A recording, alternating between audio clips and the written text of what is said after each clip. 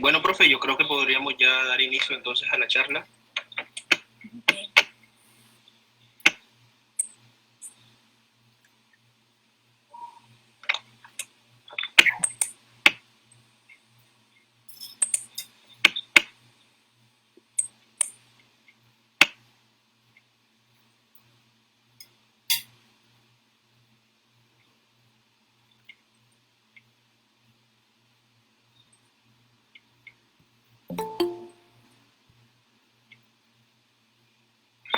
Bueno, recapitulando las reglas, la profe tendría 45 minutos para dar la charla y pasamos después a una ronda de preguntas, las cuales serán recopiladas a través del chat de aquí y de la transmisión en Facebook. Y por favor, todos los oyentes con el micrófono apagado. Muchas gracias. Y ya puede empezar, profe.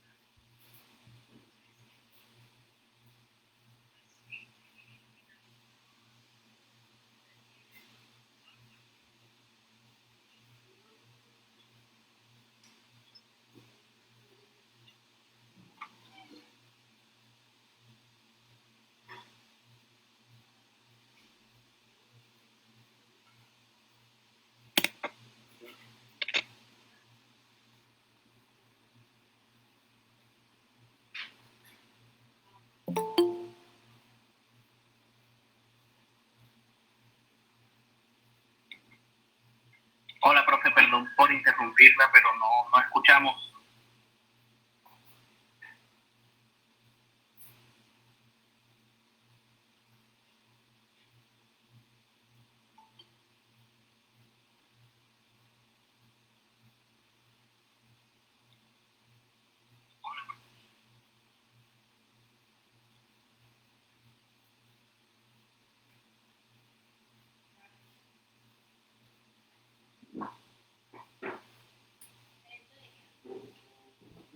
De conservación.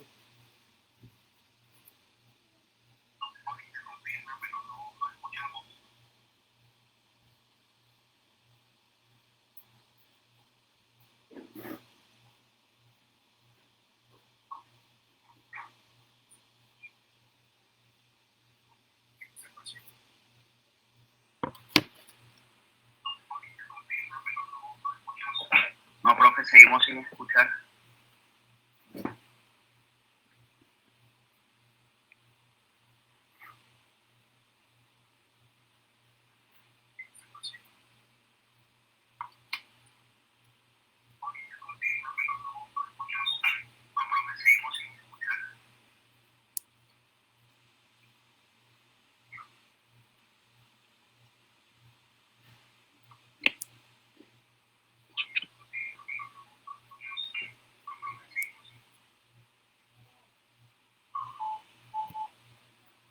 Profesora, buenas tardes. Intente cerrando la aplicación, nuevamente vuelva a ingresar por el link. A ver qué sucedió. Veo en su pantalla que no tiene acceso a internet. Cerrando la aplicación, nuevamente vuelva a ingresar por el link. Veo en su pantalla que no tiene acceso a internet.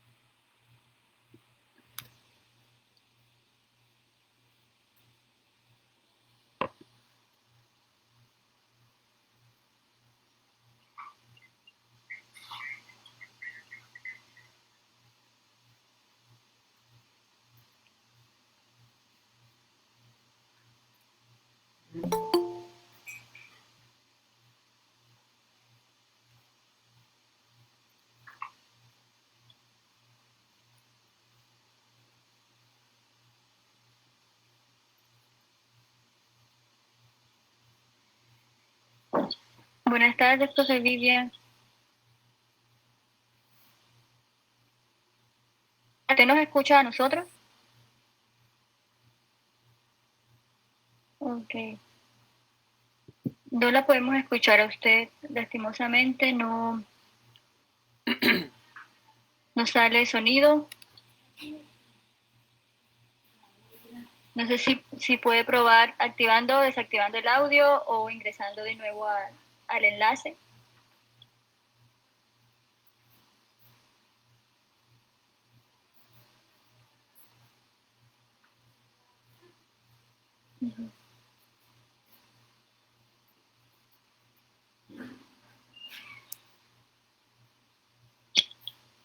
Nada, no la podemos escuchar.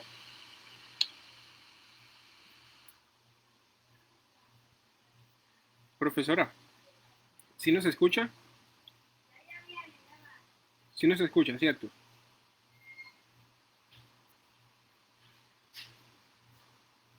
Profesora, si me está escuchando, por favor, cuelgue la reunión del Meet, cuelgue la llamada y nuevamente vuelva a ingresar, por favor.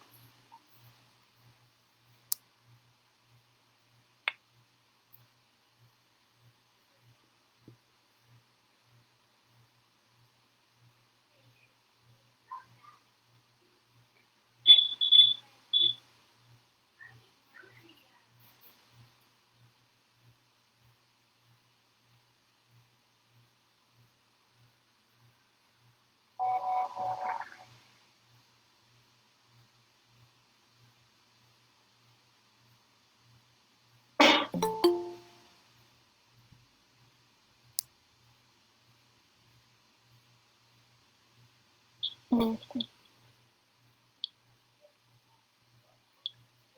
Y para todos los que se nos unen a esta hora de la tarde, siendo las 2:22, estamos a puertas de comenzar el primer seminario colombiano en investigación, manejo productivo y conservación de crocodílidos y quelonios. Hoy en las horas de la tarde nos acompañará la doctora Viviana Páez. Ella es doctora, profesora titular adscrita al Instituto de Biología de la Universidad de Antioquia, cofundadora y una de las investigadoras principales del Grupo Herpetológico de Antioquia. Ha desarrollado proyectos sobre la historia de la vida, la demografía y las técnicas de proyección de población como componentes fundamentales de los planes de manejo de especies de tortugas en Colombia. También ha editado diversos libros, ha publicado más de 60 artículos científicos ¿Me y escuchan capítulos ahora? de libros sobre la herpetología. Sí, profesor, así lo escuchamos fuerte y claro. Voy a volver entonces a iniciar si me están escuchando. Correcto, sí le escuchamos muy bien.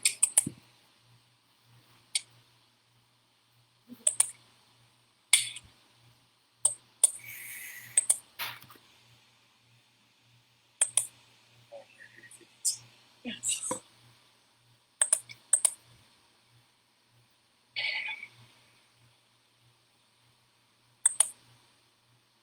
Bueno, espero que esta vez me estén escuchando. Además de haberles dado la bienvenida y los agradecimientos, apenas estaba contándoles el tema de la ponencia, donde quiero hacer una actualización del estado de amenaza y las consecuencias a nivel ecosistémico de la pérdida de especies de tortugas a nivel mundial y pues en particular en Colombia. Claramente es un grupo que para todos es conocido, ha jugado un papel protagónico desde hace más de 220 millones de años en los ecosistemas marinos, acuáticos, dulceacuáticos y terrestres. Ese papel ecosistémico no ha sido realmente reconocido hasta hace poco tiempo y en parte por eso es que hay que hablar de ello y puntualizarlo la mayor cantidad de veces posible. Las tortugas han existido por más de 220 millones de años y aunque claramente ha cambiado de forma importante su riqueza, su distribución y su tamaño, no por ello han dejado de ser menos sorprendentes. También hay que reconocer que no solamente han jugado un papel protagónico en los ecosistemas, sino en nuestras diferentes culturas y cosmovisiones durante más de 400.000 años. Muchos de los dibujos que observamos hoy o las mismas obras de arte nos hablan claramente de ello. Todos somos familiares con las creencias de los poderes y los simbolismos de las tortugas en las diferentes culturas. Samudra Vishnu está parado sobre Avatar Kurma como un simbolismo de la creación del mundo y el papel de las tortugas en la creación del mundo y como apoyo de los males del mundo. Han sido símbolo de sabiduría, de longevidad, de resistencia, símbolos de la luna, de la tierra, de la creación, de la fertilidad. Y eso lo vemos en múltiples huellas de culturas pasadas y también lo vemos en las culturas modernas, su papel en el folclore, en la literatura, en las leyendas, en la música, nuevamente como un símbolo de resistencia, de longevidad y de sabiduría. Si somos más técnicos y miramos si hay de hecho apoyo en la literatura científica que nos muestre que estas ideas van más allá de una percepción, la verdad es sí, hay una gran cantidad de evidencias modernas y algunas no tan modernas, tanto a nivel de la cultura popular como de la investigación científica, que muestra con evidencias claras que las tortugas poseen características fisiológicas, morfológicas y evolutivas que les confiere características asociadas con estas percepciones de sobrevivencia extendida, resistencia y longevidad.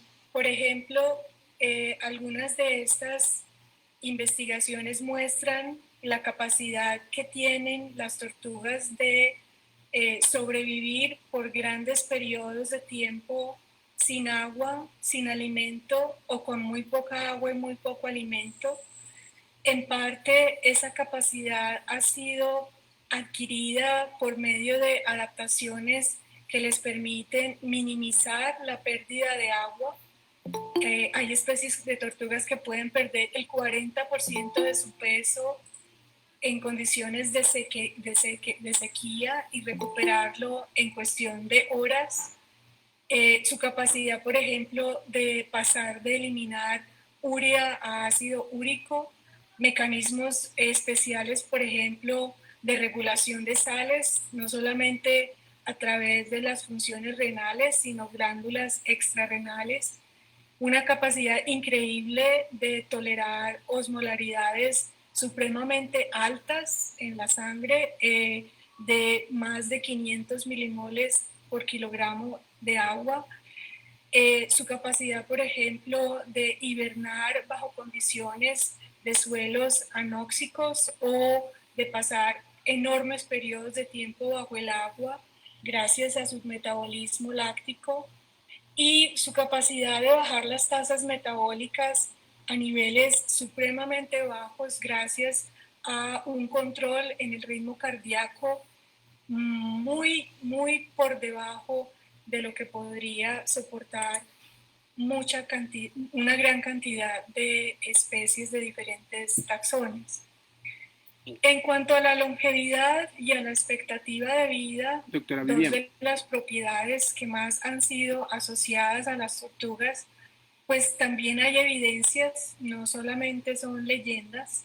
Estudios recientes, por ejemplo, muestran que las tortugas, sobre todo aquellas que tienen determinación sexual dependiente de la temperatura, Doctora Vivian, tienen un promedio de longevidad de 40 años con rasgos de longevidad que van hasta los 80 años.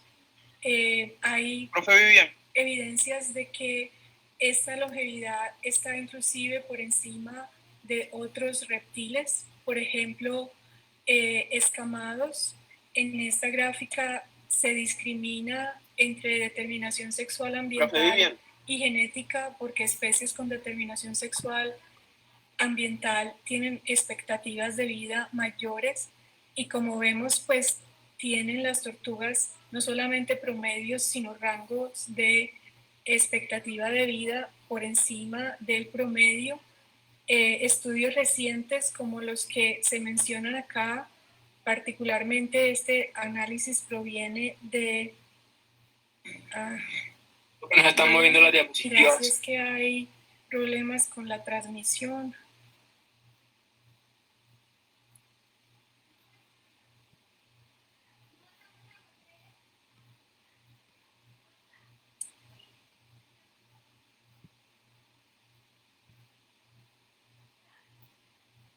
Profe, intente nuevamente transmitir las presentaciones.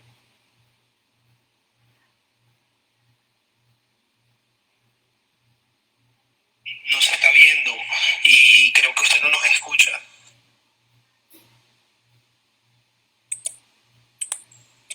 Ahora, perfecto.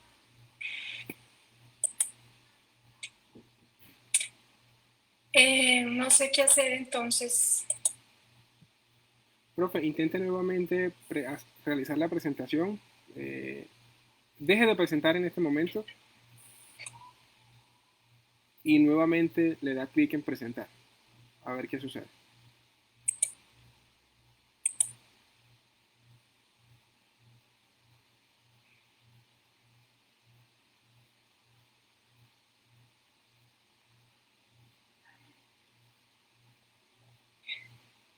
Sí, entonces, ¿qué hago? ¿Dejamos así o qué? No, profe, intente, deje de presentar, denle clic en dejar de presentar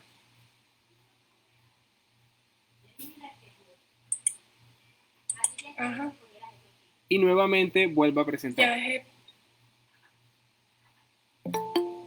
¿Cómo? Y denle clic nuevamente en presentar ahora.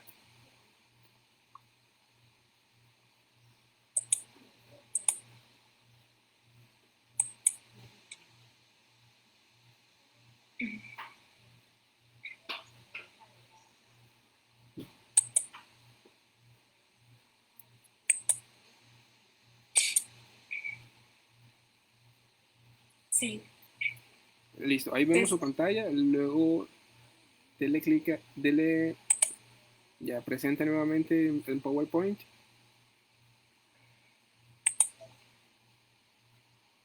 Está en pantalla completa. Sí, correcto.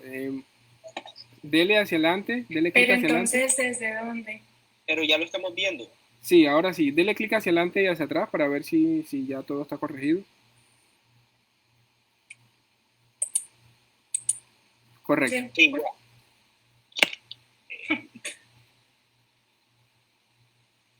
Ay.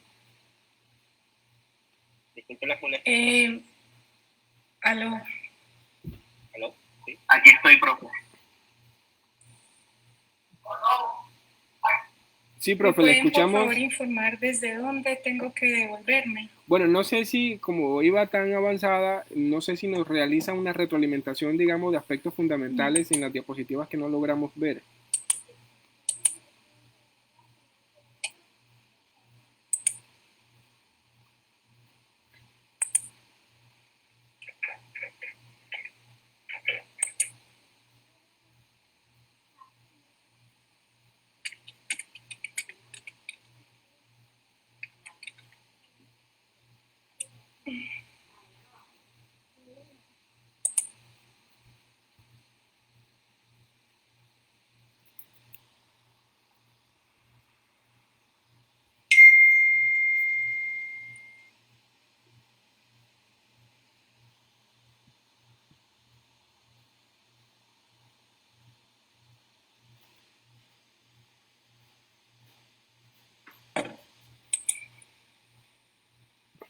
Bueno, a todos los asistentes en nuestras redes sociales y en nuestro Meet, estamos presentando unas fallas técnicas que son propias de estos dispositivos.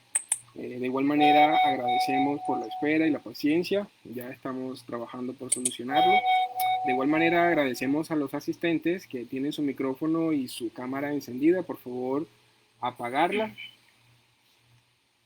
Profe Vivian, ¿está todo bien? Por favor, dele clic adelante y atrás para ver cómo funciona.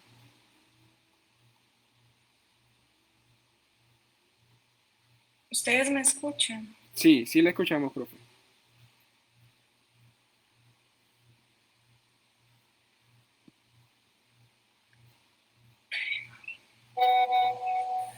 Bueno, creo que iba aquí, o por lo menos voy a seguir desde aquí.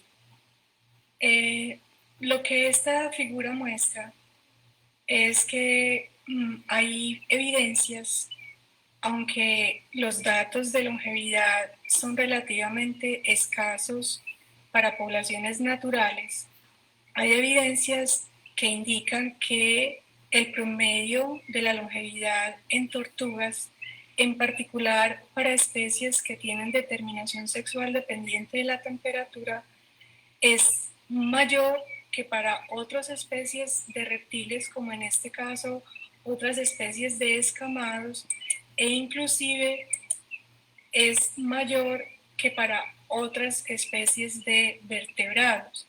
Esta otra figura, que también es una figura de este trabajo de Sabat y colaboradores del 2016, nos muestra aquí que al colocar en un solo taxón todas las tortugas independientemente del mecanismo de determinación sexual, el promedio de longevidad es mayor que para otros grupos, con la excepción de Crocodilia, que tiene una menor diversidad y tiene todas las especies con determinación sexual dependiente de temperatura, y es menor que para Tuatara, que tiene un rango de longevidad estimado hasta de 90 años. Pero si lo comparamos con otras especies de vertebrados, inclusive con mamíferos placentarios o inclusive con peces, claramente el promedio de longevidad es mayor.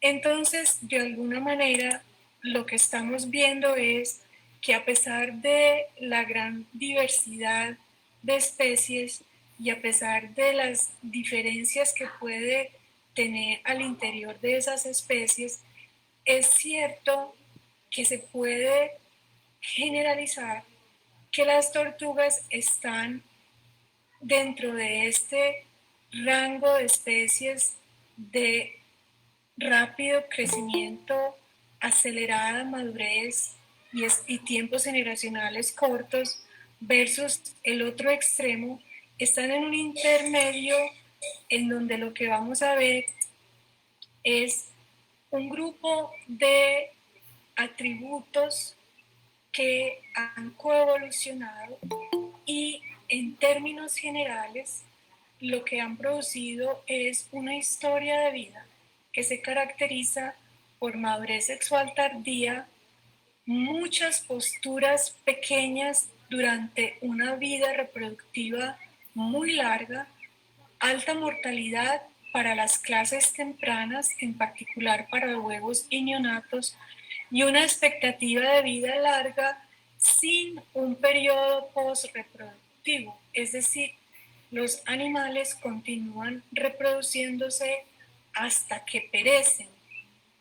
Este conjunto de atributos que han coevolucionado y que es verdad que con algunas diferencias entre los distintos grupos de tortugas, pero en conjunto es cierto que se puede decir que han conducido a unas estrategias que implican especies que crecen lentamente y poblaciones que se reemplazan lentamente y cuya perdurabilidad está asociada a que los adultos puedan reproducirse por muchos años, o sea, a que los adultos mantengan una sobrevivencia que es naturalmente alta, una probabilidad de sobrevivir que es naturalmente alta y que es tremendamente vulnerable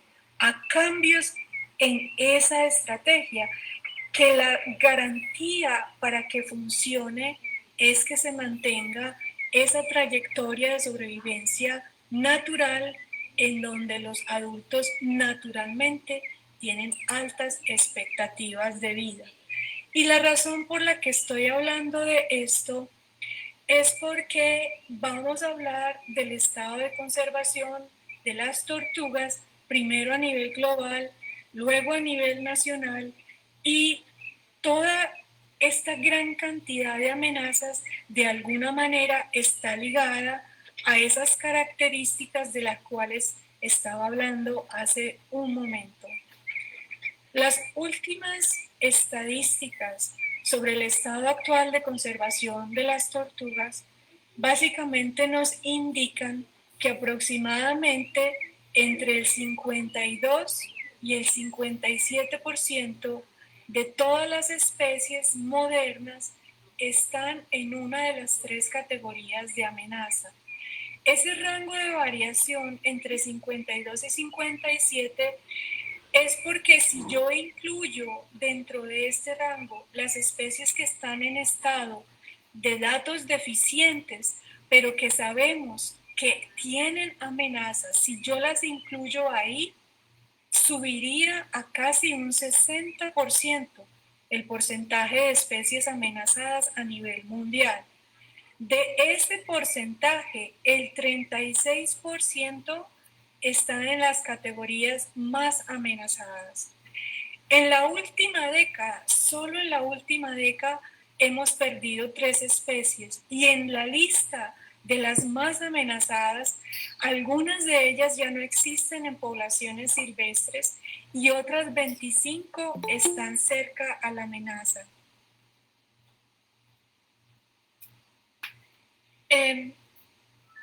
Por lo tanto, lo que podemos decir es que, sin lugar a dudas, sin cuestiones de apasionamiento, sino por evidencias recientes, el orden Testudinata es el orden de vertebrados más amenazado y que claramente una de las razones más contundentes de esa amenaza es el sobrecosechamiento. Claro, no estoy diciendo ni nadie va a cuestionar que la pérdida de hábitat y la alteración de hábitat no es un problema inminente también para estos reptiles. Pero a diferencia de otros herpetos, uno de los puntos más importantes que explica es que está parada, no es que se quedó parada, sino que está parada la diapositiva. No la he avanzado, pero ahorita que la avance me dicen si otra vez está congelada. Es la sobrecosecha y está documentada que hay un patrón de extinción histórico asociado a la sobrecosecha. Por favor, me dicen si no pueden ver esta otra diapositiva. La vemos, profe. Si yo tengo que listar cuáles son esas causas principales, yo tendría que mencionar estas 3. Tendría que mencionar sobreexplotación o explotación no sostenible, tanto de individuos como de huevos, ya sea para consumo o para elaboración, por ejemplo, de medicamentos, comercio que se hace por las partes de los individuos o comercio para esta tradición de tener mascotas, destrucción y alteración del hábitat, no solamente fragmentación, sino por ejemplo alteración para la construcción de hidroeléctricas o el drenaje, y el cambio climático que va más allá de la reducción de las áreas de ocupación, sino que por ejemplo altera las proporciones sexuales y acarrea una pérdida muy importante de huevos durante el proceso de incubación.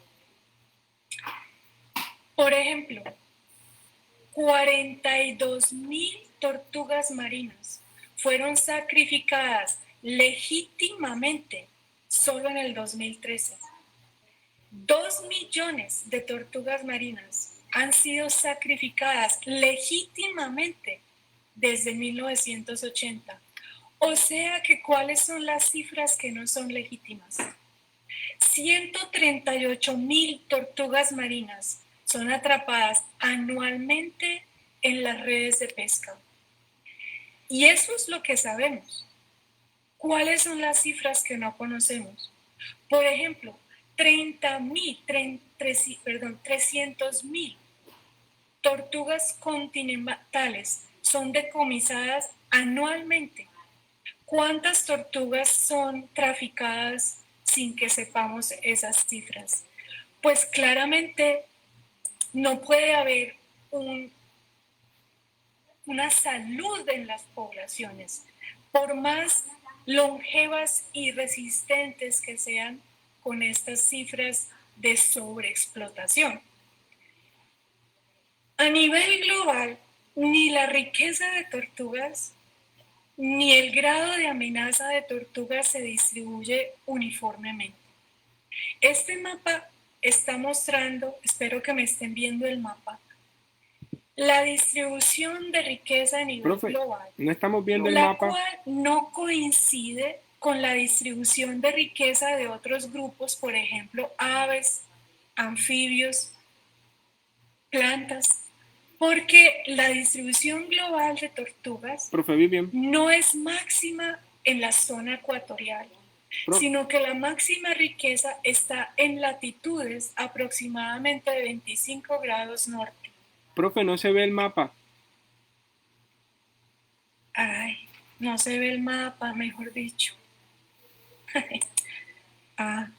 Voy a intentar. ¿Qué tal? Así mejor. Si no la pongo completa, si no la vemos así y voy pasando. Sí, esa es una mejor idea.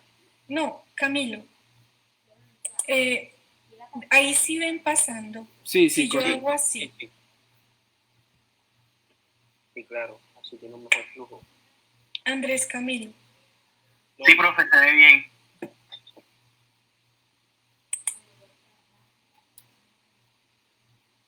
No.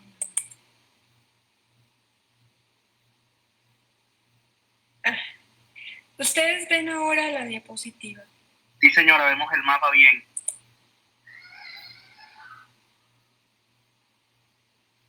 No.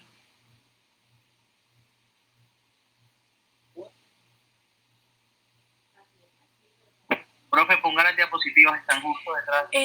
Sí.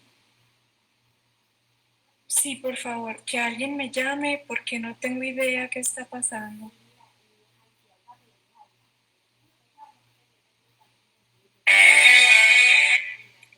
Aló.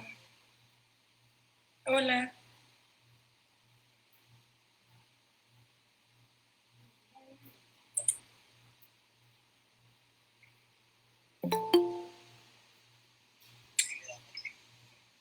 Otra vez. Puedo hacer eso. Espera un momento a ver si te entiendo qué es lo que tú me dices. Pero no tanto porque entonces queda... Si la máximo quedaría así. ¿La dejo así? ¿Sigo desde aquí o qué hago? Sí, profe, bueno, desde ahí está bien. Sí, señora. Se ve bien y se escucha bien. Okay.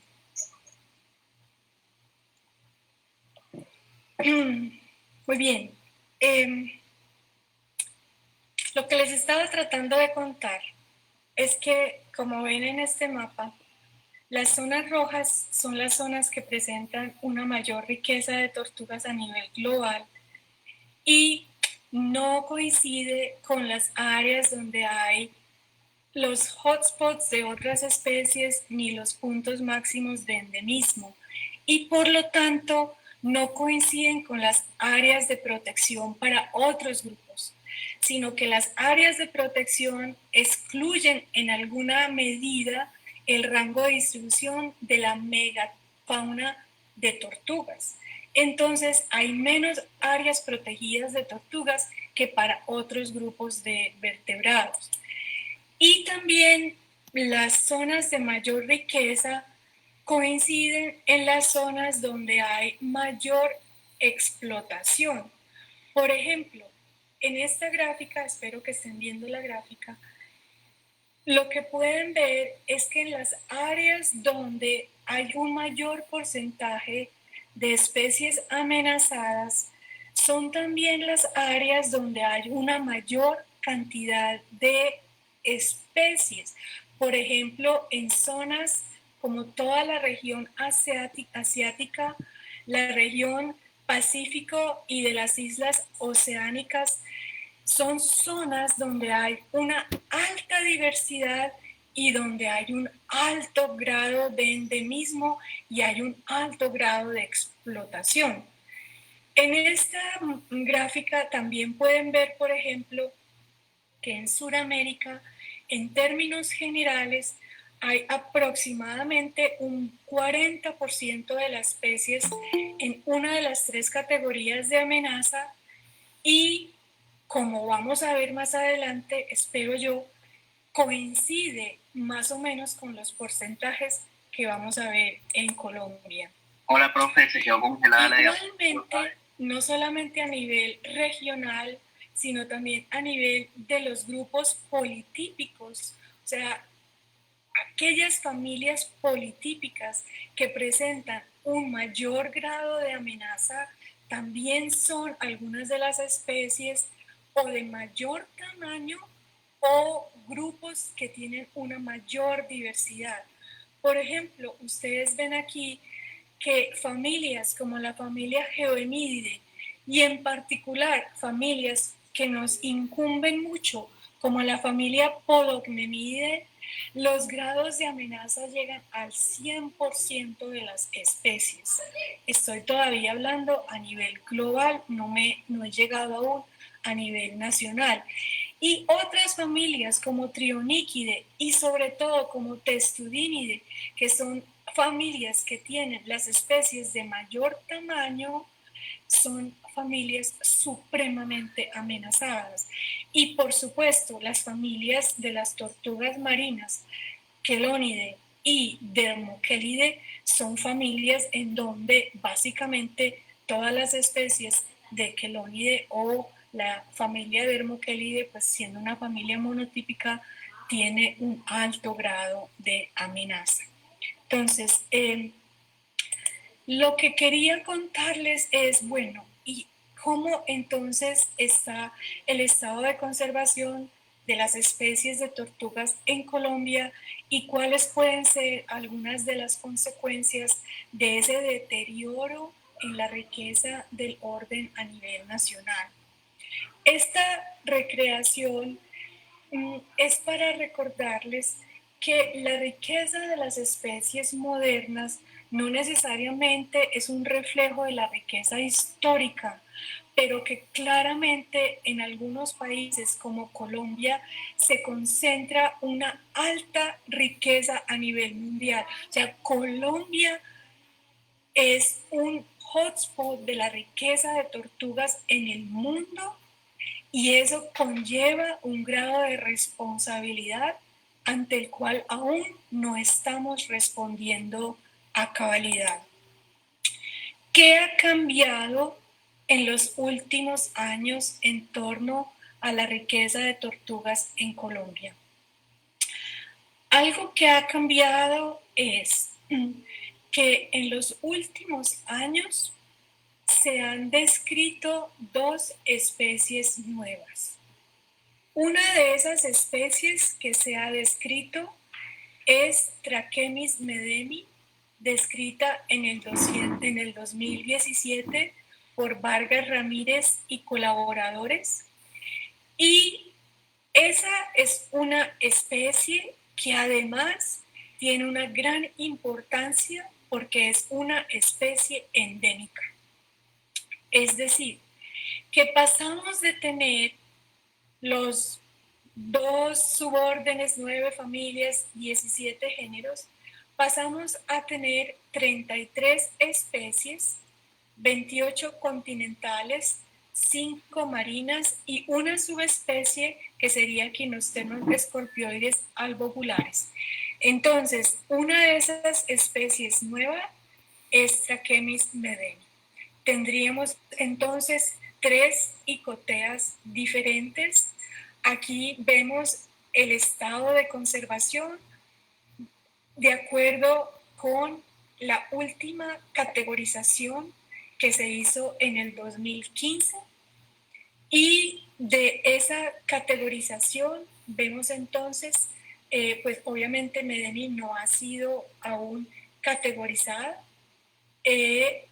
Tenemos aquí todas las especies marinas en una de las 3 categorías de amenaza, quelonoides carbonarios en un estado vulnerable, Quinosterno duni en un estado vulnerable, Trachemis calirostris en un estado vulnerable, Rhinoclemis diademata en un estado vulnerable, Melanosterna inasuta en una categoría que se llama próxima a la amenaza. Eso dentro del suborden Cryptodira.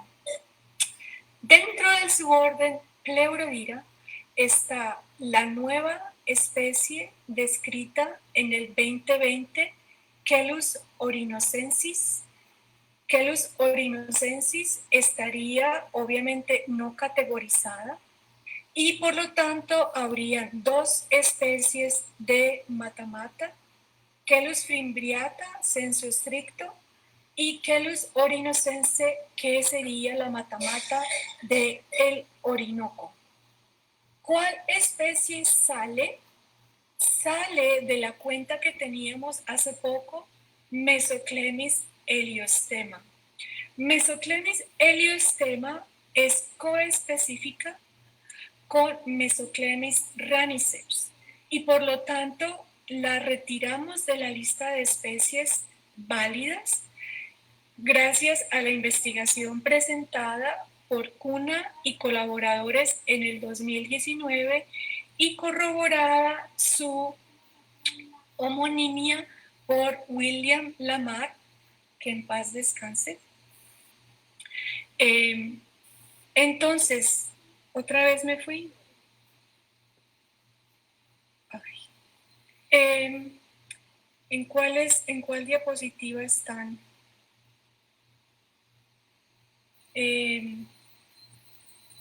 Camilo. Estamos en la diapositiva de Pleurodira, profe.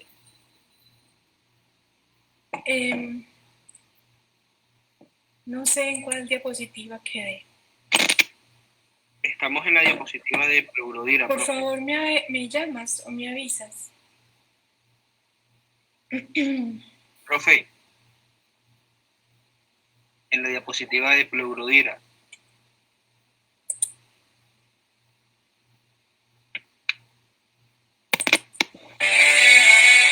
Gracias. Aló. Hola.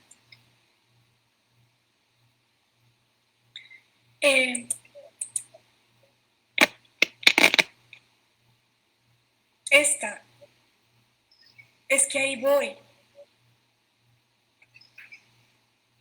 Ah. O sea, no se detuvo.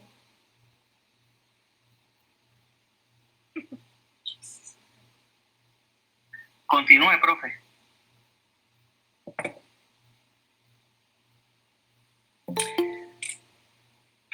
Bueno, entonces, para el suborden Pleurodira, lo que tendríamos es, dentro de las especies amenazadas, claramente Mesoclemis dali siguen estando en categoría de amenaza, Podognemis eritrocéfala, Podognemis expansa, Podognemis leviana y Podognemis unifilis.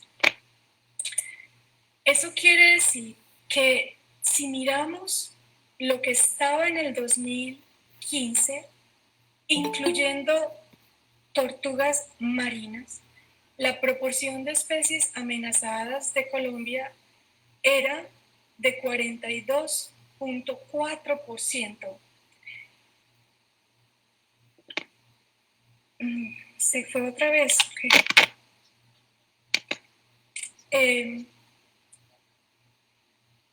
Si yo hago un análisis comparable y considero que muy probablemente algunas de las especies que quedaron en categoría de datos deficientes, como por ejemplo peltocéfalos dumeririanos, como por ejemplo Podognemis sextuberculata,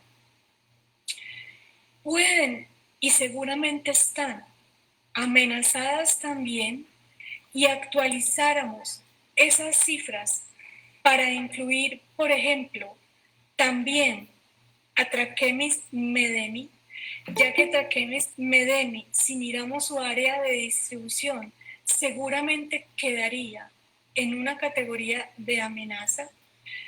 Lo que eso quiere decir es que si somos o hacemos un ejercicio hoy, el porcentaje de especies amenazadas en Colombia no es de 41%, es del 57.5%, ya sea por área restringida de distribución o por un impacto de sobreexplotación, el cual infortunadamente no ha sido cuantificado. Muchas de estas especies pueden estar sufriendo una disminución importante a causa de la explotación, pero nosotros no tenemos idea porque no se están haciendo ni se están cuantificando esas amenazas. ¿Cómo cambia eso nuestro panorama a nivel de en qué rango está Colombia en cuanto a riqueza de especies? No cambia, porque algunas especies nuevas, por ejemplo, podrían aumentar este número de 33, pero hay otras especies que no son ya especies válidas. Entonces, estas especies siguen siendo relativamente constantes en cuanto a número, pero en cuanto a estado de amenaza, no. En cuanto al estado de amenaza, no ha habido ningún cambio positivo desde la primera evaluación del 2002 a la fecha, ni ha habido tampoco ningún cambio positivo desde la evaluación del 2015 a la fecha. Los cambios son cambios no verdaderos en el estado de amenaza, sino es un cambio a consideración a un uso diferente de los criterios que han pasado de un estado al otro estado.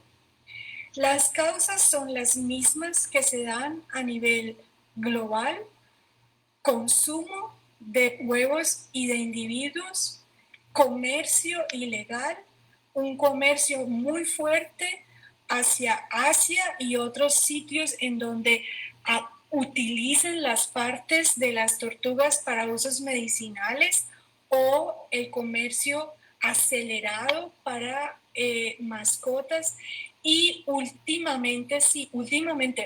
últimamente, el grado de destrucción y alteración de hábitat tan desmedido que se ha dado en el país con muy poca regulación. Claro, ese uso no es nuevo.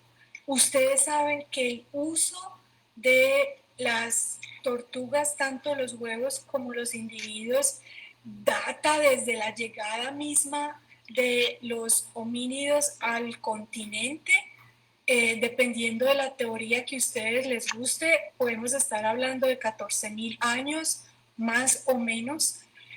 Infortunadamente, pues no hay cómo hacer un registro de ese impacto, sino hasta hace pocos siglos. Gracias a registros históricos de los naturalistas desde el siglo XVIII tenemos un poco más de información. El uso y de aprovechamiento de huevos y de animales data desde los principios mismos de los establecimientos de las culturas indígenas, pero ese uso comenzó a incentivarse y a llevarse a un nivel de comercio desde la llegada de los evangelistas, desde la llegada de las culturas europeas y desde la explotación masiva para la venta de aceite de tortuga para otro tipo de elaboración de otros productos. Esto está documentado en una gran cantidad de documentos históricos, al igual que se documentó las abundancias numéricas impresionantes, por ejemplo, de tortugas en la Amazonía, por ejemplo, de Podognemis expansa, por ejemplo, de Podognemis unifilis, y cómo cada verano se hacía la extracción masiva y el almacenamiento de individuos vivos en corrales para hacer esta extracción masiva. Por ejemplo, Bates en 1863 documenta la exportación de más de 6.000 barriles de aceite de tortuga, equivalente a más de 48 millones de huevos, lo que corresponde a la producción reproductiva de más de 400.000 tortugas por temporada. Obviamente esas cifras han cambiado, el aprovechamiento de alguna forma también ha cambiado, se sigue haciendo un aprovechamiento por parte de las comunidades indígenas, por parte de los colonos que habitan en estas zonas. Ese aprovechamiento va acompañado también por el comercio a otras zonas del país o a otros países. Por ejemplo, en el país se ha incentivado la explotación en parte por el aumento de las personas a zonas rurales e inclusive a zonas altamente conservadas, promovidas en parte por el Estado, que promueve la minería, el monocultivo, por la presencia de grupos armados que hacen aprovechamiento de recursos naturales y también aprovechamiento por inmigrantes ante la falta de recursos, de otro tipo de recursos proteicos, y por lo tanto se echa mano a los recursos naturales. Esa es la realidad.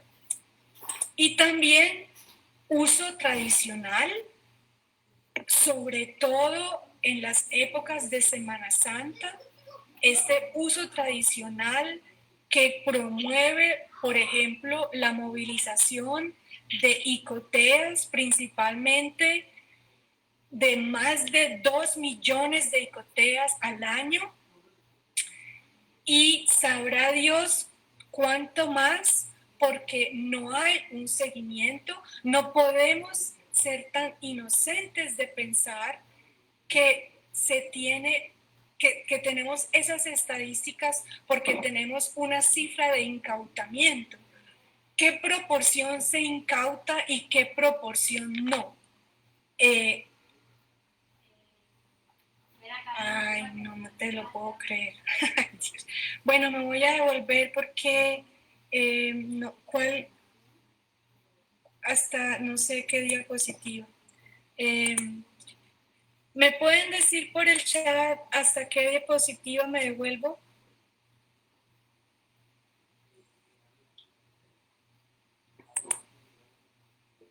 La 18.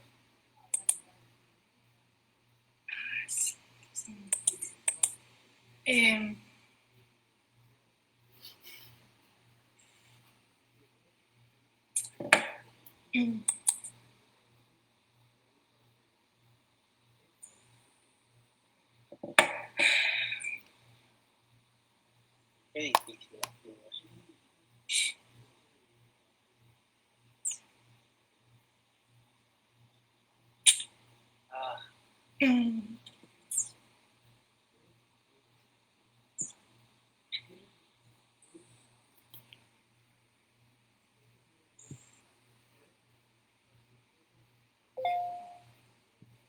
Pero entonces, ¿qué? ¿Me devuelvo y vuelvo a contar todo desde dónde? ¿O simplemente les paso las diapositivas y continúo la narrativa desde donde quedé? Sí, profe, vale la pena continuar.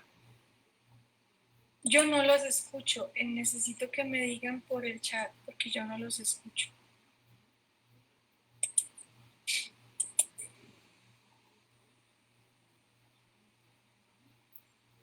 Ok.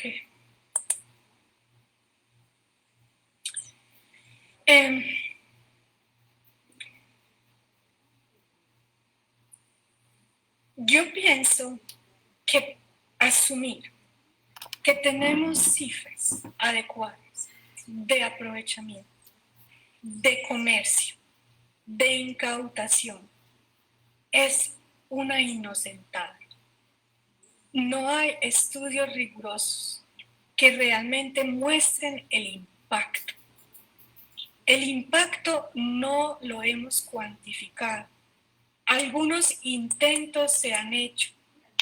Por ejemplo, DASA intentó cuantificar cambios en los tamaños de los individuos dependiendo de precipitación anual y grado de extracción con la ayuda de perros. O sea, solamente una pequeñita ventana en 4 sitios en el Magdalena Medio. Ni siquiera cambios numéricos, cambios en tamaño. No solamente la icotea es más pequeña de lo que hay, es otras icoteas aún colombianas, en otras zonas en donde hay menos extracción, sino aún dentro de esta zona pequeñita que es el Magdalena Medio, claramente la extracción disminuye los tamaños de los animales, tamaños corporales. Esos tamaños corporales afectan el tamaño de la descendencia y pues todos ustedes saben que el tamaño del recién nacido afecta el fitness del recién nacido. Pero que yo les pueda decir en qué medida se han disminuido las poblaciones de tortugas a causa de uno u otro factor, no se las puedo decir, sino de una mínima cantidad de poblaciones, o sea, de unas. ¿Por qué? Porque no tenemos los estudios para diagnosticar eso. Tenemos datos de incautamiento, datos de decomisos, pero no tenemos más datos demográficos, no los hay. ¿Qué hemos visto que nos da como unas pistas, unos indicios? Por ejemplo, un cambio en el número de hembras anidantes. Eso sí lo tenemos y eso sí lo tienen muy claro los que trabajan con tortugas marinas. Cambios en el número de hembras que vienen a anidar. Y los que trabajan con tortugas continentales claramente tienen cambios en las especies que se aprovechan, lo que se llama el efecto de la sustitución. A medida que desaparece o se hacen más escasas las poblaciones de las especies grandes, que eran las más apetecidas, comienza a utilizarse las especies que antes no eran utilizadas. Por ejemplo, lo que está pasando con Podognemis bogley, lo que está pasando con Peltocéphalus dumeridianus, con Podognemis eritrocéfala. A medida que cambia la riqueza de la terecay, de la charapa, comienza a hacerse mayor presión sobre las especies más pequeñas. ¿Y qué decir de lo que está pasando con la pérdida de hábitat? ¿Qué decir con lo que está pasando con la tasa de deforestación en este país, que en los últimos años lleva a 200.000 hectáreas de bosque deforestado, quemado casi que en nuestras narices? Obviamente, si no hay hábitat, pues esas especies que están ahí o esos individuos desaparecen.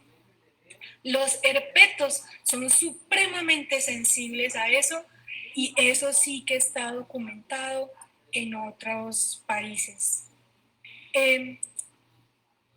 Otro tipo de alteración: drenaje, relleno de humedales, urbanización para la industria hotelera, extensiones enormes de monocultivo, las plantaciones de la palma esta que ha barrido con áreas y áreas de bosque nativo, y por supuesto pues la agricultura y las zonas extensas que se han talado para la ganadería. Y no podemos olvidar el efecto de las hidroeléctricas que inundan las playas de Postura, y pues todo ese esfuerzo reproductivo queda en las aguas del río Sinú, en las aguas del río Magdalena y sus tributarios. Y pues, ¿y qué? No, ¿y eso qué? ¿Por qué nos importa? ¿Por qué importa a las comunidades mundiales y colombianas que desaparezcan las tortugas? Más allá de la importancia cultural, por supuesto, más allá de la importancia en la ética, viene la importancia a nivel ecosistémico. Y es que hay evidencias importantes del papel de las tortugas en los ecosistemas desde el antes del antropoceno. Yo les recomiendo que se lean este artículo de Lovich del 2018 que tan elocuentemente lo muestra. Las tortugas han sido importantes porque han sido abundantes en las comunidades, porque representan parte o fundamental de la biomasa disponible. Por ejemplo, aquí lo podemos ver en estas figuras, a biomasas que se extienden a más de 100 kilogramos disponibles por hectárea. Y esto que tenemos aquí en este lado de la gráfica, si es que están viendo la gráfica, de más de 800 kilogramos de biomasa disponible de hemíderos, por ejemplo, algunas cicoteas a nivel histórico. Han sido tan abundantes, numéricamente tan abundantes, que hasta ahorita todavía aguantan la presión que ejercemos sobre las mismas. Esa misma abundancia numérica y en biomasa es lo que les da ese papel fundamental en los ecosistemas terrestres y acuáticos. Y además porque tienen un papel bifásico, porque utilizan tanto ecosistemas terrestres como acuáticos en su ciclo de vida. Son bioturbadores de los suelos, mueven esos minerales desde el suelo hacia arriba. Son dispersores y facilitadores de la germinación de las semillas, sobre todo las grandes tortugas de río que mueven esas semillas grandes cantidades y extensiones. Son importantes en el ciclo de nutrientes. Por ejemplo, esa diapositiva, si es que la están viendo, muestra cómo de toda esa biomasa que dejan las tortugas ponedoras, esos huevos que ponen en tierra porque tienen que depositarlos en tierra, no regresa al agua sino un 27% de esa energía. El resto se queda en tierra, o para los depredadores que las consumen, o para los detrívoros o para los ciclos de nutrientes que quedan ahí y todo ese almacenamiento de carbono que se recicla y hace parte nuevamente de los ecosistemas. Son consumidores importantes de biomasa vegetal, tanto acuática como terrestre, etcétera, etcétera, etcétera. O sea, ese colapso numérico, ese colapso en biomasa va a tener un impacto tremendo en la funcionalidad del ecosistema. ¿Quién está cuantificando eso? No lo sé. Pero si lo hay, son muy pocos. Y además son importantes ingenieros de los ecosistemas, sobre todo las especies terrestres. Las especies terrestres que tienen la capacidad de hacer sus propias madrigueras, de hacer sus propios túneles. Y esos túneles sirven de refugio a más de 350 especies que de otra forma no podrían, por ejemplo, pasar épocas de grande sequía. ¿Por qué no lo percibimos? ¿Por qué no lo vemos tan claramente como, por ejemplo, la desaparición de los grandes mamíferos o la desaparición de otras especies carismáticas? No lo vemos porque hay un problema que se llama percepción de persistencia que está asociada exactamente a su historia de vida. Yo voy a tratar, ojalá estén viendo esta diapositiva porque explicarlo sin la diapositiva no es fácil. Lo voy a intentar.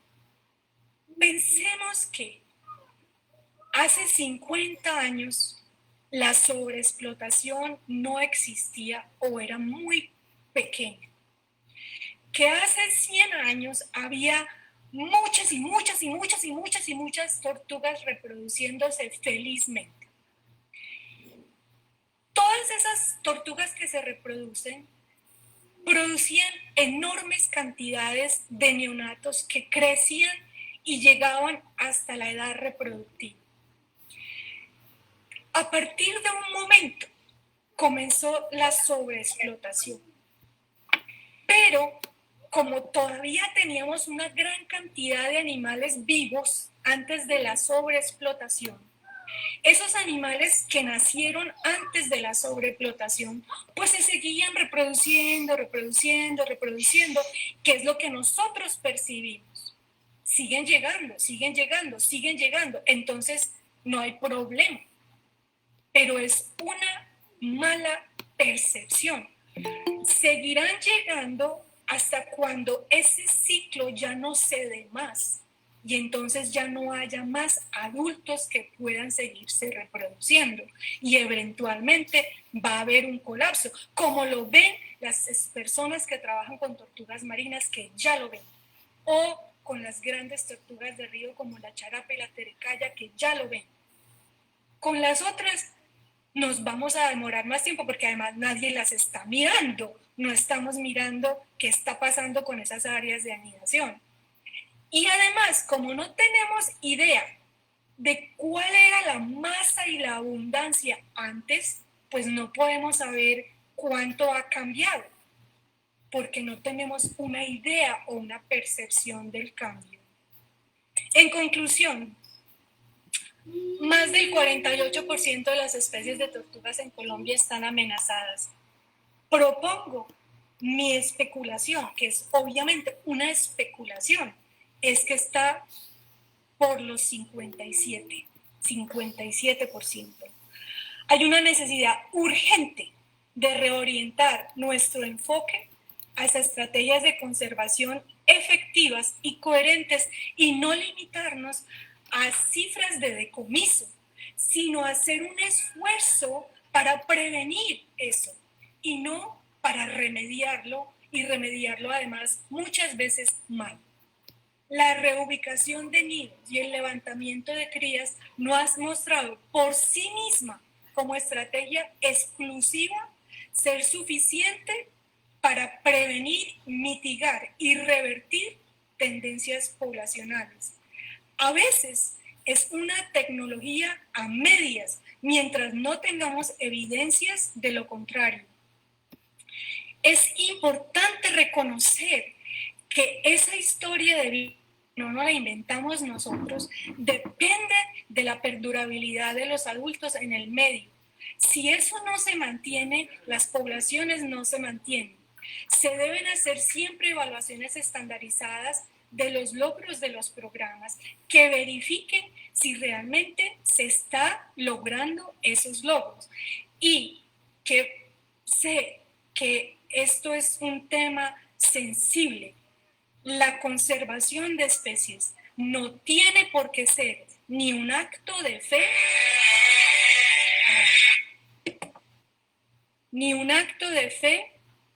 ni un negocio económico. La conservación es una cuestión moral del efecto que va a tener nuestras acciones en el ecosistema, en la biodiversidad, que lo estamos viviendo y experimentando aquí mismo en esta cuarentena. Muchas gracias. Y ahora me dicen que comience desde la diapositiva 2. Acabé. Gracias, profe. Muchísimas gracias, profe. Muy conmovedor el final de la presentación. ¿Y cómo vamos a hacer para las preguntas si yo no las escucho?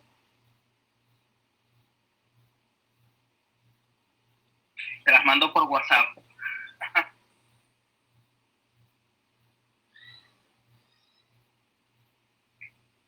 Le mando las preguntas por acá.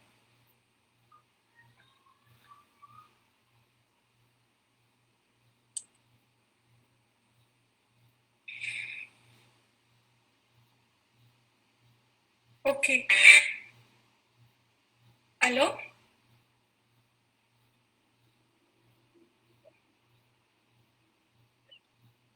Pero entonces me mantengo conectada por aquí.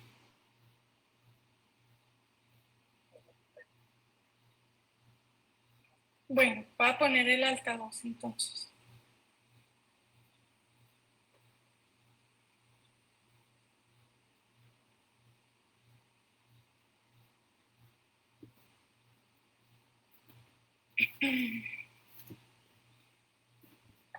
¿Aló?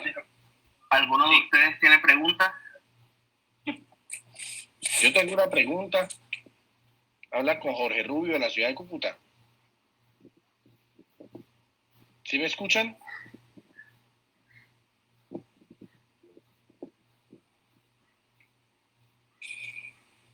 Sí, profe, ¿me escucha? ¿O hago la Sí, pregunta? Yo soy docente de la Universidad Francisco de Paula Santander, un gusto escucharla, ¿sí?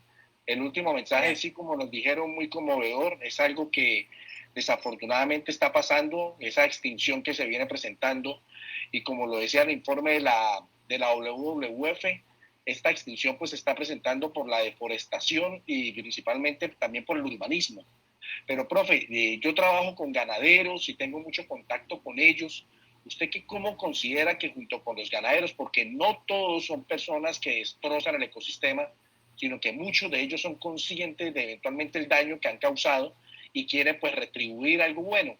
¿Cómo crees tú, desde el trabajo que has hecho, que podemos colaborar para la preservación de estos reptiles? Gracias, profe. Bueno, gracias. Voy a contestar. Tres cosas me parece muy importante para tratar de modificar de alguna manera y mitigar un poquito el impacto de la ganadería. Una, no pueden interrumpirse los canales de conexión entre los ríos o los tributarios con las ciénagas. Y los ganaderos son uno de los principales actores en la modificación y la interrupción de la conexión, a pesar de que eso está prohibido por ley. Eso hace que se interrumpa el ciclo de vida y los animales no puedan ni salir de la ciénaga al río, ni volver de los ríos a las ciénagas. O sea, la movilización y la conectividad tiene que garantizarse y ellos tienen en parte un protagonismo ahí, porque mandan secar y mandan interrumpir esos canales. Segundo, evitar deforestar lo que no se debe, sobre todo el bosque ripario, que de hecho es bueno para la misma ganadería. Hay que no solamente protegerlo, sino reforestar lo que se pueda reforestar. Hay especies nativas que crecen rápido, las tortugas aguantan muy bien, inclusive plantaciones que no son muy variadas, pero que incluyen parte de la alimentación que ellas requieren. O sea, fomentar la reforestación, al menos del bosque ripario. Y tercero, y súper importante, no meter al ganado en las playas de postura. O sea, meten los búfalos, meten las vacas a las playas o a las zonas de postura, y eso pisotea y acaba con absolutamente todo. Yo creo que si a ellos se les nombra como mecenas, como protectores, como guardianes de las tortugas, y se recomienda esas tres cosas que pues en mi opinión no son tan enormes de lograr, lograríamos un cambio súper importante, por lo menos para las tortugas continentales, que requieren obviamente que se mantenga algo del bosque, pero sobre todo la conectividad entre los cuerpos de agua. Eso pienso yo. Profe, muchas gracias. De verdad el mensaje lo voy a repetir ante el gremio. Muchísimas gracias. A ti, gracias. Bueno, de ahora en adelante las preguntas deben estar consignadas en el chat y las vamos leyendo en voz alta aquí. ¿Quieren que yo lea las preguntas en el chat? Es que no entendí. Yo puedo leerlas del chat, profe. Bueno, gracias. ¿Qué opina de la zoocría para el consumo y despoblamiento como estrategia de conservación? De María del Pilar Vanega. Ay, me dio en donde me duele. Vean, la zoocría funciona cuando pasan tres cosas. Qué pena, pero casi siempre llego a tres. Cuando es cerrada, o sea, cuando todo lo que se produce proviene de la zoocría, y no cuando se siguen llevando pie de cría permanentemente de las áreas naturales a las áreas de cría. Eso antes perjudica más las poblaciones naturales. Funciona para especies que tienen, que maduran relativamente pronto, y entonces hay una renovación pronta de las nuevas generaciones. Para especies en donde la edad de madurez, por ejemplo, es superior a 5, 10, 15 años, yo la verdad no creo que sea muy viable económicamente, y por lo general la zoocría siempre tiene principalmente fines económicos. Y tercero, abre la puerta al comercio ilegal, porque lo que se vende o lo que se exporta muy fácilmente va camuflado cosas que no son legales. Y entonces van ahí cosas que no provienen de la zoocría, pero que van bajo la bandera de la zoocría. Y entonces, si eso no está completamente regulado, la zoocría termina, en vez de favoreciendo las poblaciones naturales, siendo un impacto para esa fracción de la población que es aprovechada por la zoocría, por ejemplo, que se vende, y no realmente una medida de mitigación. Yo pienso que si no tiene fines comerciales, si no tiene fines de conservación realmente, Esos tres aspectos se tienen que garantizar. Y por otro lado, lo que se va a reintegrar a las poblaciones naturales, por lo menos debe garantizarse que tiene una compatibilidad genética. Y yo no puedo liberar individuos de cría en áreas que tienen una estructura genética completamente diferente a los animales que reciben.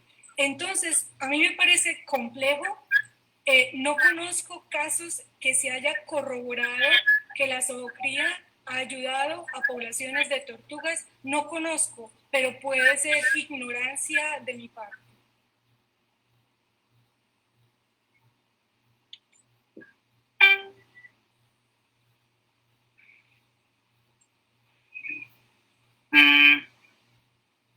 Alejandra Carvajal pregunta, o más bien solicita si puede mencionar algunas estrategias de conservación de tortugas marinas. Sí. De hecho, las estrategias de conservación de tortugas marinas que han tenido un mayor impacto coinciden con las estrategias que han tenido un buen impacto para las especies continentales también. Y son estrategias de conservación diseñadas para aumentar la sobrevivencia de los adultos. ¿Cómo? Para las tortugas marinas, por ejemplo, mecanismos que garanticen que no quedan atrapadas en las grandes redes de pesca. Algunas de estas estrategias han incluido algunas estructuras en las redes que permiten que las tortugas que quedan amarradas salgan. Otra sería prevenir que se hagan grandes pescas masivas, que además también están acabando con las poblaciones de peces, no solamente de tortugas, sobreexplotación.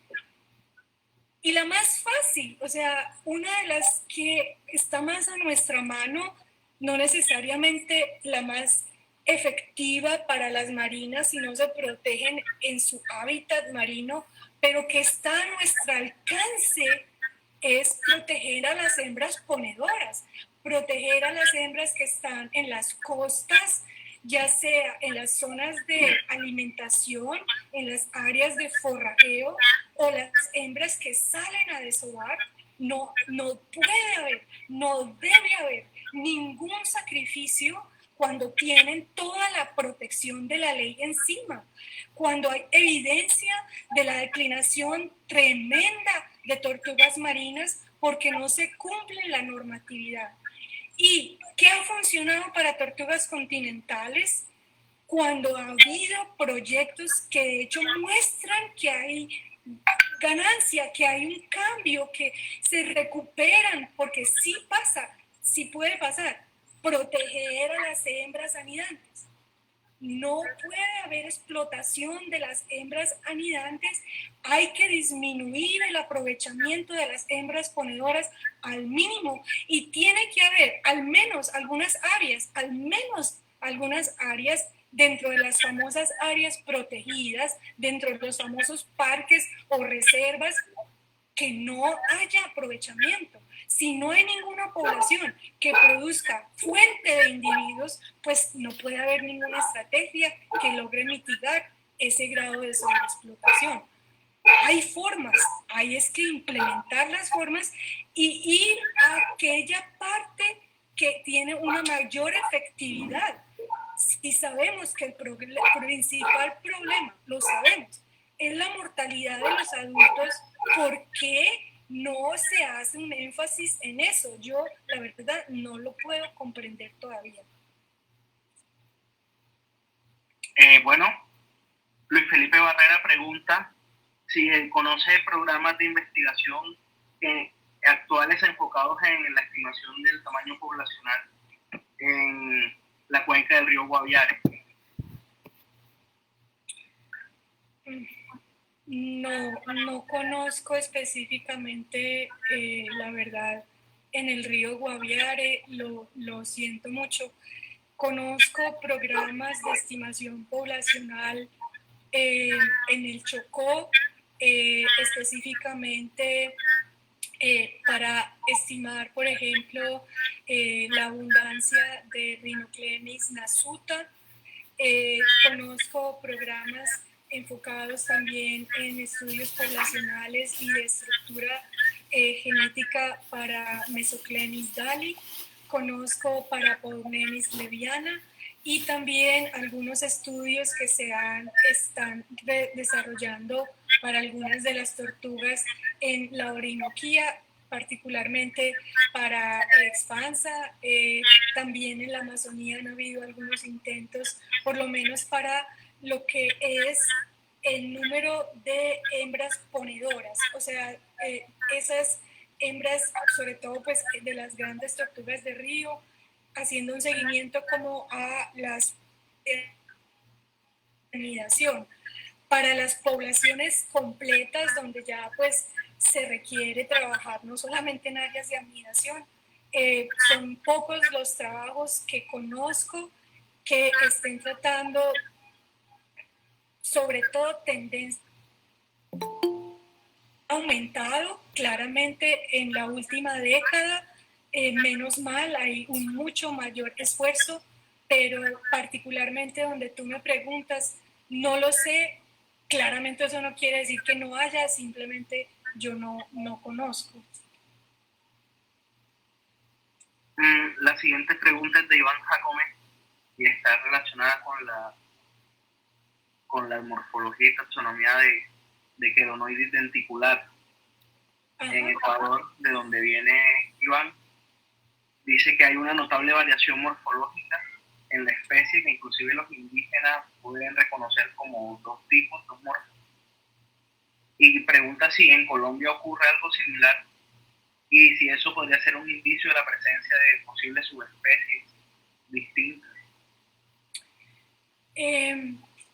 Pues hubo hace poco un trabajo de Vargas y Vargas Ramírez y colaboradores, que inclusive incluyó al profesor John Carr, tratando de hacer un análisis no solamente de las dos especies de Morrocois, hay otro trabajo también similar con las Rhinoclemis, pero que yo sepa, no se han publicado en Colombia estudios que propongan que hay más de una posible especie de denticulata. La verdad es que no conozco, de hecho, estudios con denticulata que comparen morfológicamente distintas poblaciones. La mayoría de los estudios, tanto con carbonarios como con denticulata, suelen ser muy puntuales de una zona particular sin que se haga a una escala macrogeográfica. O sea que no sé, puede que sí, puede que existan diferencias que vayan más allá de la morfología, como tú mencionas, y que de hecho conlleven, por ejemplo, esos estudios a dividir la especie, como acaba de pasar con Chelus fimbriata, que empezaron los análisis reconociendo dos morfologías diferentes entre la matamata amazónica y la matamata del Orinoco. Y puede que eso también ocurra con denticulatus, pero sinceramente no conozco nuevamente trabajos en Colombia que lo hayan documentado. Pero pues es un estudio muy importante y muy interesante que valdría la pena adelantar. Bueno, hay una pregunta de Nelson Falcón. Dice que un punto importante de la conservación de tortugas es la acción participativa, pero estas estrategias son difíciles de implementar, además de ser económicamente costosas. ¿qué recomendaría para implementar planes de este tipo? Totalmente de acuerdo. Pienso que es una de las cosas más difíciles. Yo te voy a contar algunas experiencias que pocas que conozco en donde se ha logrado de alguna manera que esa participación no termine cuando termina el proyecto, sino que de hecho continúe. Y es cuando la comunidad básicamente adopta la especie o las especies como un símbolo de su cultura o de su comunidad. Y entonces, normalmente cuando se ve reconocida la comunidad en su papel para tratar de prevenir la extinción por medio de esa participación, entra a jugar ahí un papel importante de lo que es el ecoturismo o el reconocimiento social. Entonces, cuando esas pequeñas o grandes iniciativas transfieren personas que van a la comunidad a ver lo que la comunidad está haciendo, personas que quieren ver cómo las están protegiendo, que participan, por ejemplo, de actividades alrededor de esa especie, carnavales, talleres, que se convierte la especie casi como en un emblema de esa comunidad, pueden funcionar cuando ya el dinero del proyecto termina.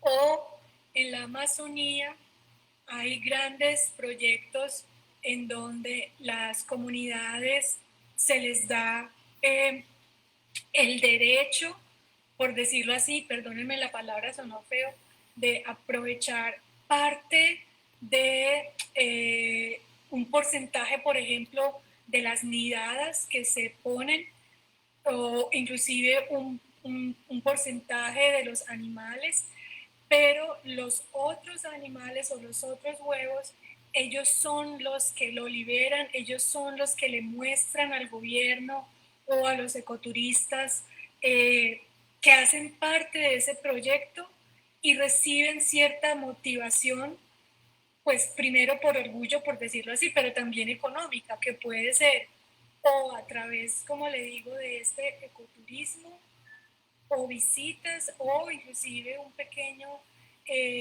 apoyo económico a través de una regulación en lo que se aprovecha. Claro, esa regulación tiene que ser mantenida, supervisada, un monitoreo constante que obliga a estar evaluando cuál es la repercusión de ese aprovechamiento regulado. Pero pues de eso se trata el monitoreo y el control. Entonces, esos han sido como los casos en que yo he visto. En Colombia conozco algunos casos y otros casos en Brasil, en donde se puede garantizar la participación continuada, permanente de la comunidad, porque hay de alguna forma una ganancia o en prestigio o económica o simplemente en su orgullo de la comunidad en el cuidado que se le da.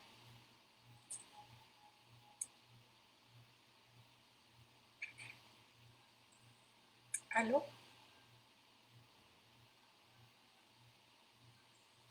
Sí, estoy acá. Hay una pregunta que viene desde Facebook. Eduardo Danes desde Perú pregunta cuáles son las áreas o poblaciones más amenazadas de tortugas marinas en el Pacífico y qué planes o proyectos se están realizando para la conservación. Pues para tortugas marinas en el Pacífico hay personas más calificadas que yo en dar esa respuesta. Yo me voy a atrever a sugerir que me parece supremamente importante proteger las zonas de alimentación que hay en el Pacífico, por ejemplo, para la tortuga carey. Ustedes saben que la tortuga carey es tal vez la especie marina más amenazada, y también me parece muy importante, por ejemplo, las áreas de anidación para Lepidopteris olivácea que hay cercanas a la ensenada de Utría, por ejemplo, en la Cuevita o la playa del Valle, que congrega a una de las colonias anidantes de la caguama más importante para Colombia. Y pues obviamente los que son áreas protegidas, que es un punto que yo pues quiero resaltar. O sea, si se declaran áreas protegidas, si se declaran resguardos de flora y fauna, o sea, si se hace eso, hay que velar porque eso se cumpla. Me voy a salir un poquito del Pacífico, pero por ejemplo, ¿qué es lo que está pasando en Playona con la Caná? ¿Qué es lo que está pasando en otros sitios en donde se supone que son áreas protegidas, son resguardos de flora y fauna, y sin embargo sigue habiendo explotación, sin embargo siguen sacrificando animales? Y entonces pues no entiendo esa figura porque no tiene una mayor implementación. Pero volviendo a la pregunta del compañero, creo que muy importante cualquier área en donde haya evidencias que Erethnochelys imbricata está usando para anidar y para forrajear, debe tener toda la protección posible. Sé que, por ejemplo, en las Islas Gorgonas hay un área de forrajeo muy importante para carey. Me imagino que en otros de los parques también puede haber. Entonces, esas zonas y las pocas áreas de anidación que hay, por ejemplo, para carey, para Lepidopteris, o inclusive también para Chelonia midas, pues deben tener una altísima protección por parte de toda la comunidad, pero principalmente de los entes gobernantes que deben ayudar a la implementación de una normatividad que existe hace mucho, pero existe más en papel que en hecho. ¿Aló? Sí.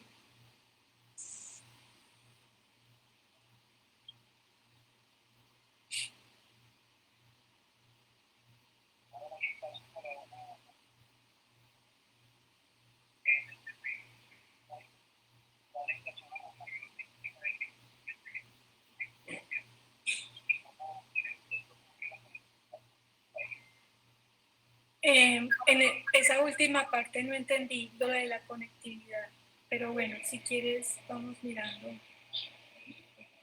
En cuanto a las áreas de mayor riqueza en el país de tortugas, claramente toda la región de las cuencas amazónicas y de la Orinoquía son las que tienen el mayor número de especies, y muchas de esas especies están altamente amenazadas. La razón es porque en Colombia las familias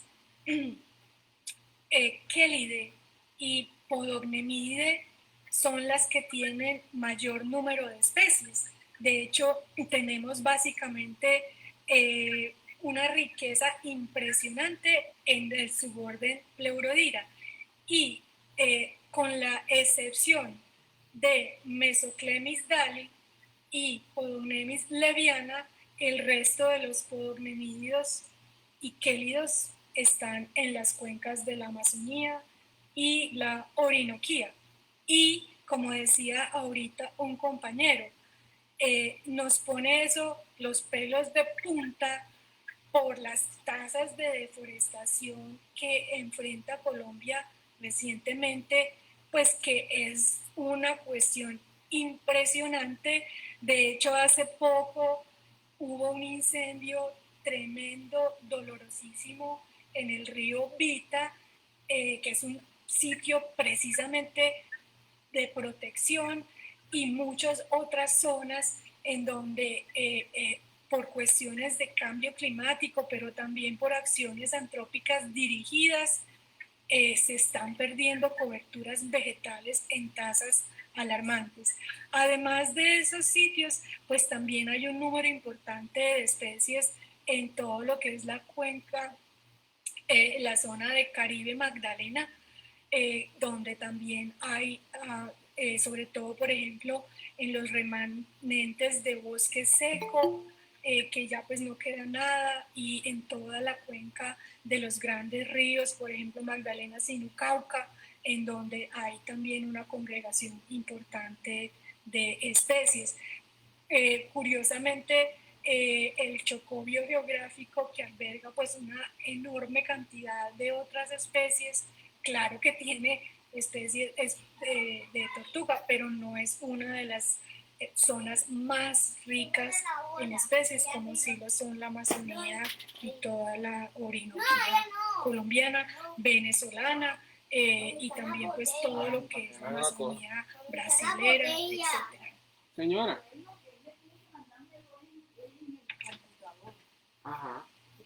Sí, aquí está el correo. ¿Y entonces cómo hago ahí? Yo tengo que decirle. Elda Velázquez Ortega. Pero por eso digo, pero yo tengo que decirle que me lo mande ahí al correo, no al correo, ese ya. Se puede abrir cualquier computador. Porque tiene, como ahí viene la firma de él. El día que tengamos una buena comprensión de no solamente la importancia de las especies a nivel autoecológico, a nivel de una especie, sino de sus interacciones con el ecosistema y sobre todo sus interacciones con otras especies y cómo esos ensamblajes se van a ver afectados. Vamos a tener unas muchísimas mejores herramientas para delimitar prioridades. En vista de la emergencia que hay, de la crisis de la biodiversidad que hay, el día que tengamos claro la importancia de esos ensambles, la importancia de la investigación de cómo funcionan esos ensambles, nos va a dar herramientas para poder más rápidamente dirigir esfuerzos de conservación a un área particular o a un ensamble particular. El problema es que la información verdadera sobre ensambles de tortugas en Colombia es básicamente muy baja. Estudiar varias especies que coexisten no necesariamente se traduce en un estudio a nivel de ensamble.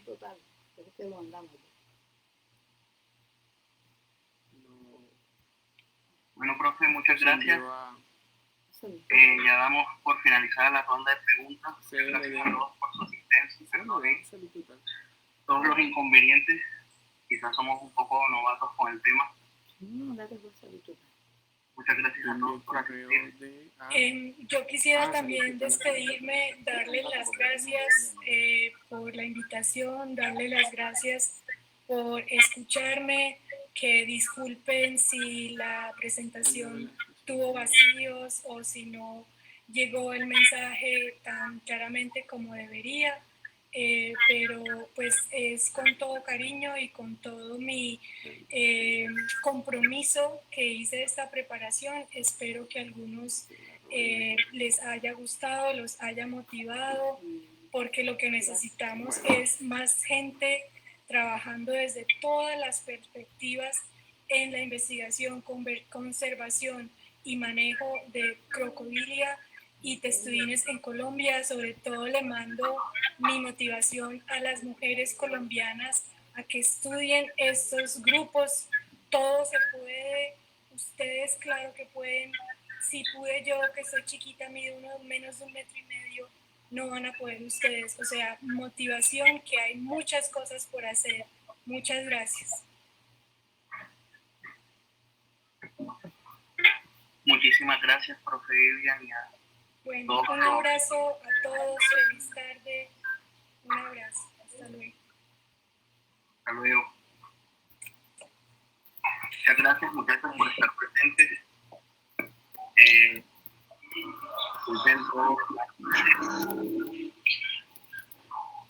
Bueno, sin lugar a dudas, muchísimas gracias a la profesora Vivian Páez por esta magnífica conferencia que nos compartió el día de hoy. Realmente, a pesar de las dificultades audiovisuales que se presentaron, creería que esta disertación verbal que ella nos hizo fue indudablemente magistral, e incluso opacó el hecho que se hayan presentado esos problemas visuales. Sin lugar a duda, la invitación que hacemos el día de hoy y que han reiterado los conferencistas es a que debemos involucrarnos un poco más en el estudio, en la investigación, en la conservación de estos dos grandes grupos taxonómicos, como son los crocodilia y los quelonios. Así que, sin lugar a dudas, este evento es precisamente para promover esas iniciativas.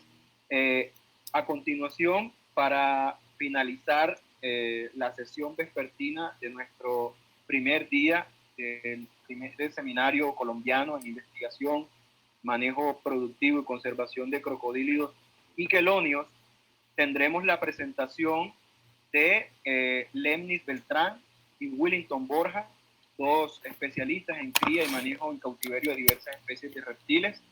Ellos ambos han laborado desde hace muchos años como consultores y asesores de múltiples establecimientos productivos de zoocría que están localizados en la región del Caribe colombiano y se destacan por una amplia experiencia basada en producción, levante y manejo de individuos en granjas a ciclo cerrado, junto con el control de calidad de pieles de reptiles, con especial referencia para la babilla, caimán, crocodilo, púrpura. En ese caso, para la moderación, vamos a contar con la participación de Angie Tinoco y Nancy Flechas. Sin embargo, les pediremos unos minuticos mientras ajustamos unos detalles para la presentación de los conferencistas. Agradecemos a todos la participación y mantenerse en línea con todos nosotros a través de nuestras redes sociales, a través del live que estamos haciendo en la página del Laboratorio de Fauna Silvestre de la Universidad de Sucre, y si quieren acceder a través del Meet por el link que hemos publicado también en la página del laboratorio. Entonces, agradeciendo la participación de todos, muchísimas gracias.